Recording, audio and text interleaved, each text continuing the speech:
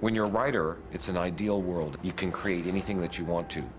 But that translation from the written page to reality, therein lies the nature of my job.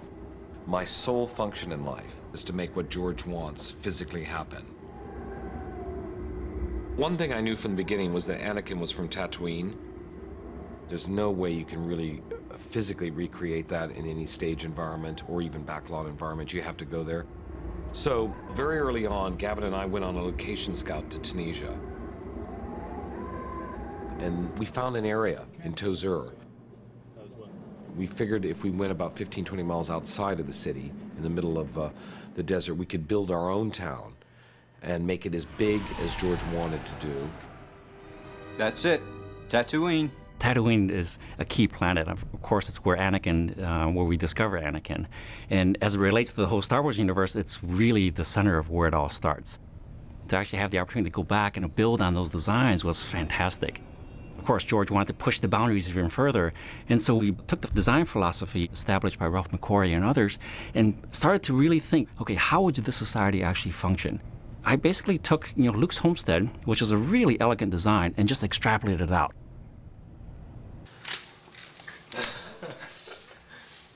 Okay, so these are all the pieces we get to play with. We could use that as a cafe, or as a redress it, take that. So the questions will become is how much more do we need?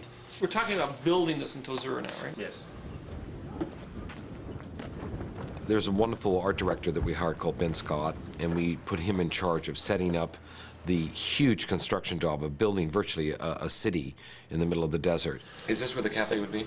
Yeah. Yeah. So this is the cafe here. This is where Sebulba has a confrontation. The movement of a crew to a location, it's like moving a small platoon across the desert. It's a campaign. And that brings a lot of complications, but it's really like war now.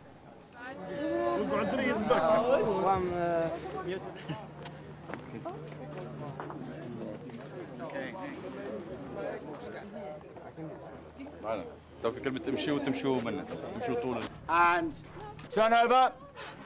26 George, take 2, A camera. And action! Tatooine's the only location in Episode 1 that we visit that's shared from the original trilogy, and so it was important to me that it still could feel like the same planet. One of the problems about Episode 4, A New Hope, was that none of the records really remained for Tunisia. They hadn't had an opportunity to really find all the locations before they went there. They were on the move from the main part of Tunisia to a little island called Jerba, and no one had kept accurate records of where every single location was. And since we were not replicating them, but we were going to be in the same world, we wanted to try and find an area that would be much simpler than Episode 4 was to shoot. And we needed to find an area that would combine all the elements of all the disparate locations that they went to. As it turned out, there was a very interesting article that had been given to me at Lucasfilm about a young guy who was getting his PhD. He was an archaeologist, and he decided to make archaeology very fun. So his thesis was written on where were the original locations on Episode 4. And as soon as I read it, I realized he was the only guy. He'd spent months and months in the desert tracking down every single location. So I called him up. He was a really nice guy. And we sent him out to Tunisia, and we met him there. He immediately proceeded to show us where all of the locations, because all of us were obviously not on the original Star Wars. When we were traveling with David throughout all the areas, there was one little section in Jerba whereas the main cantina was, and it had been rebuilt. It was a brand new modern street. I mean, there were basically condominiums surrounding it, and there was no way to actually picture where the original cantina was. But David knew precisely where it was because he had been there years before, and we were trying to talk to someone, and he took us into his garden. And as we were walking into his house, we saw one of the original cupolas in his garden, which he was now growing vegetables in. And we suddenly started to discover pieces, and we found the actual original cantina door about a quarter of a mile away, and it was being used as a door to protect a chicken farm. It was just fantastic, absolutely fantastic. We saw it in the middle of nowhere. So there are little pieces, and we saw an older man, maybe in his late 80s, walking down the street with the original Star Wars T-shirt, and I didn't have the heart to tell him that that was probably worth $10,000 now. Tunisia was a very difficult location, mostly because of the temperature. We ended up shooting starting end of July into the first part of August, when Anakin and Shmi are saying goodbye. That sequence, it was 126.5 degrees when we shot that scene. Those are temperatures I've never experienced before, and I hope I never experience again.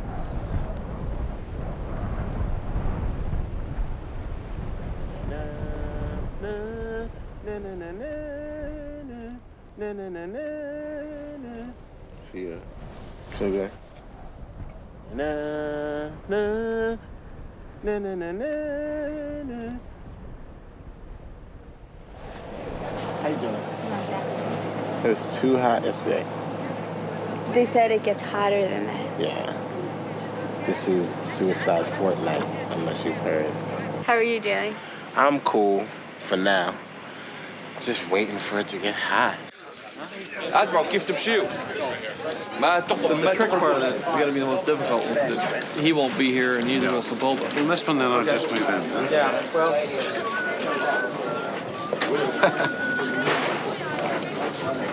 Okay.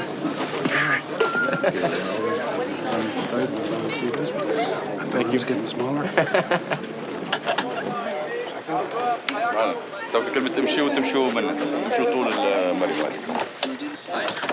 Ready? I'm ready. I'm born. Okay. Turn over. 76, George, take 2A camera.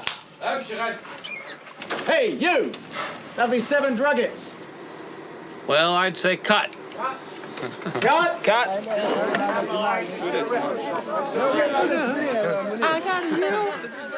George? Yeah? It's only that whip pan, and I guess if you saw him there, then you wouldn't believe he would have gone for the frog. So I would say no vendor, right? I would say no vendor. We're going to widen up a little bit, but I still don't think you'll see it. Okay. No vendor. No vendor. Pas de vendeur. How you doing? I'm hot, I can imagine. but I'm hot too. I'm cool. You know what I'm saying? I wish I could say the same.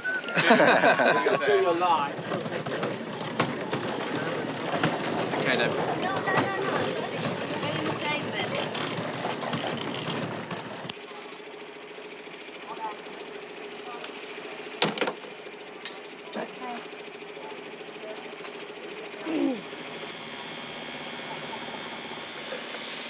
It's so hot.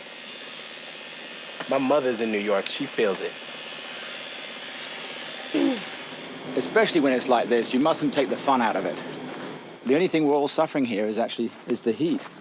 And there's a lot of people who pay to come to this sort of temperature and have a holiday. So if you can just get people to think that this is a temporary break in their holiday for 10 hours or 12 hours, then they'll have a good time.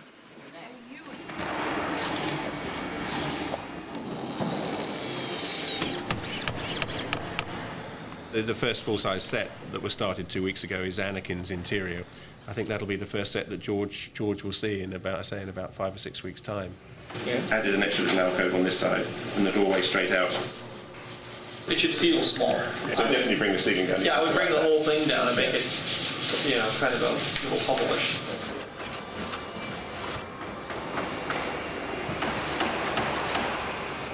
We're 8 weeks away from production now. Well, we're 8 weeks away from shooting, and the adrenaline's pumping, and we're churning things out as though there's no tomorrow.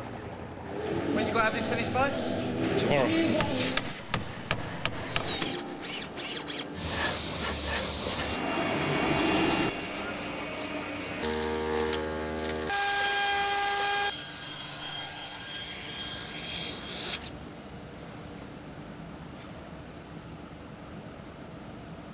You need to bend a tube there and the intermediate one in here. Yes. Rake up here, we're going to put a decking up here. Yeah. And that forms our platform. Excellent.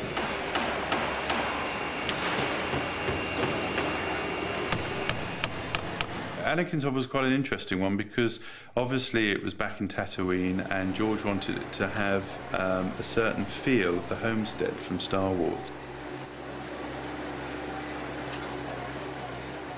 The look of the movie is very, very important, and you want to develop a look that doesn't call attention to itself, that is very natural, but is very unusual at the same time, and gives you this sense of an otherworldly situation. So we can take this out, Yes. and then we can sort of dress, And use it for real. dress this with junk parts and yeah. whatnot, which would be great. That would look good. George was saying, you know, let's make it like any 9-year-old kid's bedroom. But of course, he lives in Tatooine, which is kind of slightly different.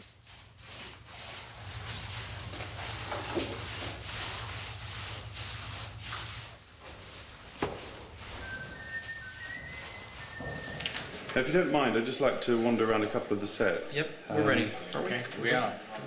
Just you? Yeah. Well, I saw some of the photos of the set starting to go up. Yep. Home sweet home.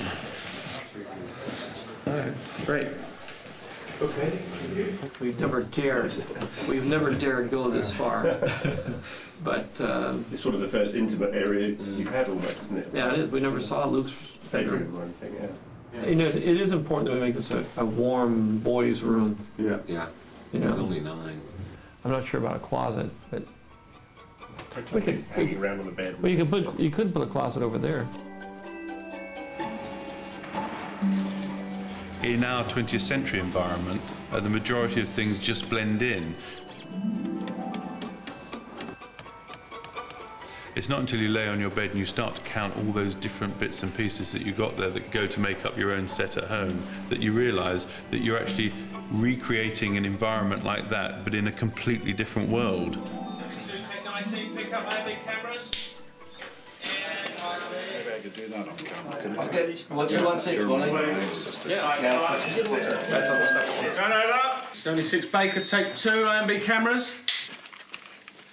And action. I think you have. Why else would you be here? I can see there's no fooling you, Anakin. You mustn't let anyone know we're here. We're on our way to Coruscant, the central system in the Republic, on a very important mission, and it must be kept secret. Coruscant? Cut. Let's try it again. Ace That's us okay. up, please. Well, there's some pieces in there. Print that one. Okay, why don't we try one without you even dealing with your food, so you just can focus on your line. No, it's not the food that's a problem. It's me always. I'm used to saying Coruscant, All right. not Coruscant. Coruscant. If you mispronounce it, it's okay. No, everybody will start laughing. Nobody's done that. Go towards the edge on that line. And it's hard to know exactly where it's gonna trip itself up in a funny kind of way. Because in some stuff, I feel like that emotional scene with his mother, he was like right on the button every single time he did it. You don't quite know what you're gonna get, and it's different every time, and sometimes it's really special, so you don't want to grind it into the ground. Okay, Jake, take your position, please. Stand by. I don't think they're gonna need to build anything. I mean, they need to build just a little tiny bit of the ramp on a blue screen set. The effects work is mostly set extensions. So when the Queen ship is parked in the desert, we really just had the ramp there. Any of the wider views was an 8-foot-long miniature that we had of the ship and splitting that all in. George talked about wanting to have a large chrome ship, very Art Deco-ish, fast-looking form. And we had some SR-71 Blackbird model kits. We were taking them and cutting off the noses and putting the bodies together and experimenting with that. And George saw the box and said, do that. And if you look at it, you can plainly see that it's inspired by the SR-71. A concept model, there was a small foam one built that was maybe 5-6 inches long to get the basic buy-off on proportion shape, just to see if everybody was on the same page. That got approved and then went to a larger model that was about maybe a little over 2 feet long. And that was fully detailed, had these long spikes coming off the back of it, and we had it sent it out, had it chromed. Chrome's really a difficult thing because the full-size model we built was 11 feet long. We're trying to figure out how we're going to get that kind of surface on it. There wasn't a tank big enough to chemically plate it or to vacuum plate it. So Mylar was the selection we came up with, and they did some tests with a couple of the Naboo fighters and took some 2-inch Mylar tape and just kind of stuck it everywhere. And if you look at them up close, they're really crude, but on film it looks great. At the moment, we're finding problems with the adhesion. However, we're sure we'll be able to achieve what they want. Our model is going to be scrutinized much more closely. So we went to a heavier Mylar from 3M that was, I think, 30 inches wide. The Mylar kind of only wants to go in one direction. It doesn't like compound curves. If you tried to put it over a dome, it wouldn't work. On the Queen ship, there was enough of a compound curve to it that we'd come back in the mornings and the mylar would have peeled symmetrically on it and create these little puckers. And so each day we would cut those to relieve the structure of it. Symmetry by hand is extremely difficult, if not impossible, to do. By using 3D models and having a CNC machine sculpt it out, one thing that's cool about it is you can actually just make half the ship and then mirror image it and you get exact duplicate mirror image. We actually shot it up on the roof of the ILM shooting stage so that we wouldn't get any phone poles and things. And so in the background was actually the sky of the Bay Area. The camera crews, they had to cover their areas up so that you wouldn't see the camera reflected into it. To see it go from a concept painting and then see scenes with the actors in Tunisia with a ramp and then to composite that with our miniature looks pretty amazing. It's always interesting when you combine all those elements and this magic happens where it suddenly becomes this, 200-foot long spaceship and people running out of the door and you realize it was just shot up on top of the main stage on a tabletop. George pointed out that the thing about Tatooine is the skies aren't blue, that they actually have a grayness to them. And when we were in Tunisia, he's exactly right. You have this kind of yellowish dust that gets swept up into the sky and is kind of suspended in the air. And that yellowish tone of the dust neutralizes the blue of the sky and kind of adds up to a kind of a grayish horizon. And so we tried to make sure that was always present in the shots that we did.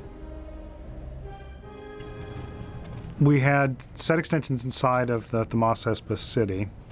The set build went up to about 12 feet, and then we extended it and made the city larger and populated it. We added droids and other creatures.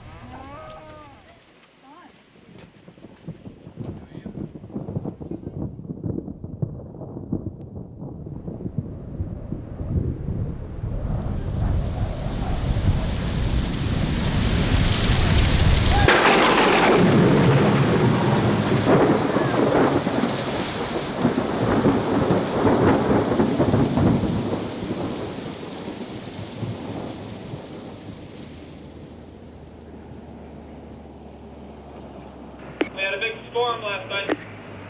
They were 75 mile an hour winds. We're not sure the road's there. Do be careful.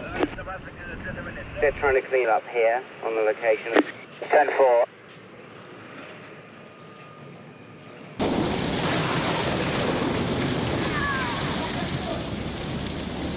As we drove back to the hotel after our third day of shooting, I saw some lightning in the far distance. I was kind of alarmed by the lightning, but I figured it would pass during the evening. Sat down to dinner, and all of a sudden, all hell broke loose. لا هو في الأول معناها جاء رمل ونسمع. At the beginning, there were wind and the sand blew up. It's going to be very, very, very hot today. And we couldn't get radio contact with our security guards because they were holed up in the toilet. نحن تخبينا في التوالة معناها في التواليت كرمك الله. And they all ran to the toilet and they shut themselves in the toilet.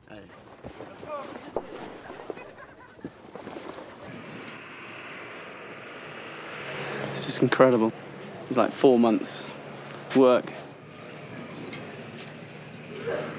I mean, the main thing here is not to have panic and everybody just to be running all over the place. I think we have to head up little teams of people and work methodically through it.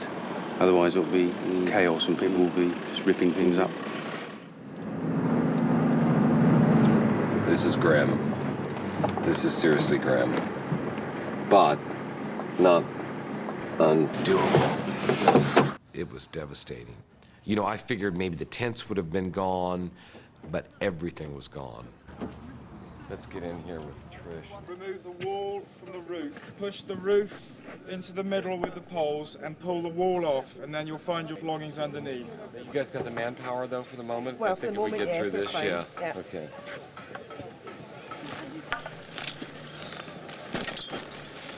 Liam's wig, how's that? They're working on it. They're still finding bits and pieces. All right. Moustaches and stuff. It's only one piece. No, it's not.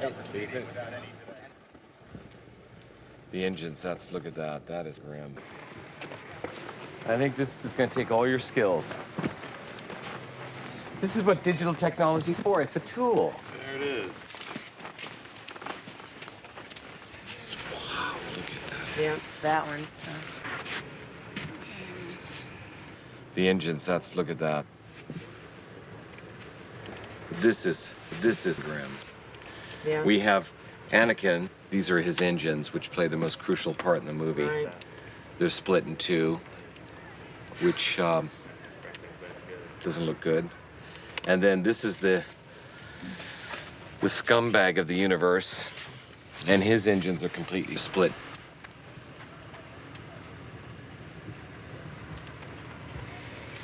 Yeah, this is heartbreaking. It is heartbreaking. Thank God this beauty's okay, though. Okay, that's understood. That's amazing that one is the only one that really survived. Yeah. It's the Force. Say again, Rick. The pods are really split badly, so we're going to have to really work hard to get those. I think that's going to have to push that right down to the end of the schedule. Over. 10-4. And any news on Liam's wig? Is that all taking place? Can we win on this one? Over. Yeah, Rick, they're trying to clean it up here on the location. But at the moment, we still haven't tracked down Liam's beard. Check Algeria. Over. It's more for Cass than anybody else. Yeah. We have a charter plane, and we are leaving. Yeah. We have a charter plane. Nothing's going to stop us. And if we have to work on our rest day, we're going to have to work on the rest day. Because I don't want them on any level pimping out on us.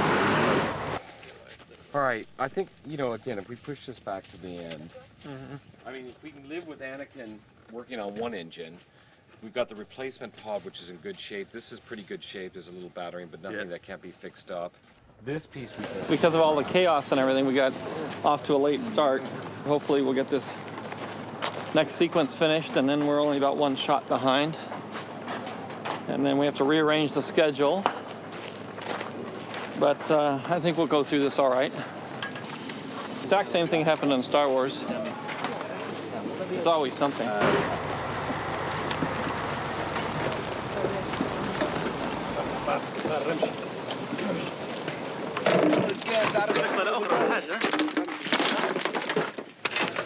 Because of all the chaos and everything, we got off to a late start.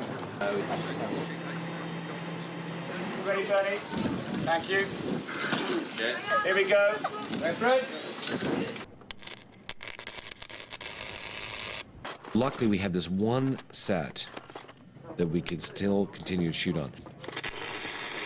Pushing the pod race to the very end of the schedule, we never lost a beat after that, and we walked out of Tunisia the exact day that we were supposed to. I love shooting on location. I mean, that's my favorite. If you're working on a stage, it's always achievable. But when you're on location, you never know what's going to happen. Now, do you need that one down, George? Do you think they'll get away? They want here? Yeah. Yes, we do. We do? No problem. Go ahead. Can you get the local boys just to get that one last pod down, the red one over here? When we finally did shoot the pods, I volunteered to shoot a wide shot of the scene from a crane. One of the things that I could see that was so wonderful was not only all of our pods rebuilt, but beyond that sand dune was our whole base camp, which had been completely rebuilt. And to see it all working, seeing the second unit about a half a mile away actually shooting, seeing the first unit prepping for our biggest scene in the movie, it was joy. It was pure bliss. I'd hit the mountaintop. Perfect day.